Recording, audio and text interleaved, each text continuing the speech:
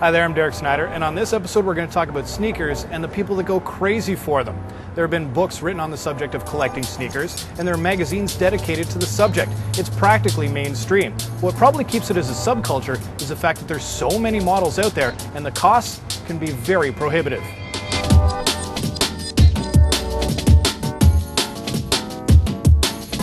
Collectible sneakers can run $200, $300, $400 and even higher, and some collections have hundreds of pairs. Those collections are usually seen by friends and family, but they were on display on the SoleSearching Tour. You know, why don't they want to show these shoes off? And I'd like to see these shoes. I'm sure everyone else would like to see these shoes. So we gathered some of the most prolific or more prolific West Coast sneaker collectors that we were friends with. They ended up donating their shoes, and we're putting them on display for people to enjoy.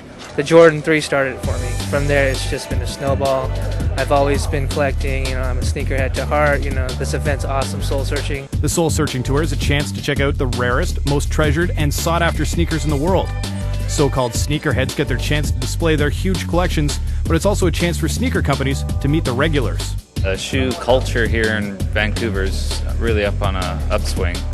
So it's a good avenue to be in a non-competitive way, showing up to support these guys. We wanted to make sure people knew that Fila was part of this business, and this whole footwear market seems to be the number one growing segment. So we want to highlight our product and show off what we have, and this is one great way. This grassroots marketing. If that buzz continues to grow in Vancouver and Soul Searching happens to add to that buzz, then collectors are just gonna benefit from it. And I'm sure that the sponsors are going to benefit from it as well. You're really speaking to a crowd of people who do know they're quite affluent when it comes to sneakers. So they have a great idea as to what's coming up, but it's just helping and feeding the sneaker community. My personal collection is quite big. Last count was like 1,200 pairs, and probably about 30 singles are here. I don't think the border would be too happy with me crossing over with more than that. That's pushing it as is. It was also a chance for the usually protective brands to unveil some new designs and give a glimpse of future lines to their most hardcore consumers. One big one we're working on right now, obviously, is the Speed campaign. Great campaign. As you can see behind us here, we have the genealogy of Speed, and sort of our Nike's obsession with making athletes and people go faster. There's a line there we have on the table that's called the Provoke line. It's a limited edition, high-end fashion line that's only 500 pairs available in the world.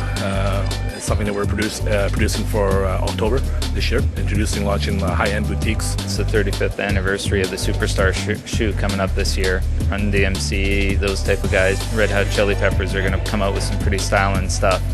And it's all secret. No one will see it till it hits the stores. I thought it would go away. It's a hobby, but it hasn't. I'm actually, making a living off it now, so you can't beat that.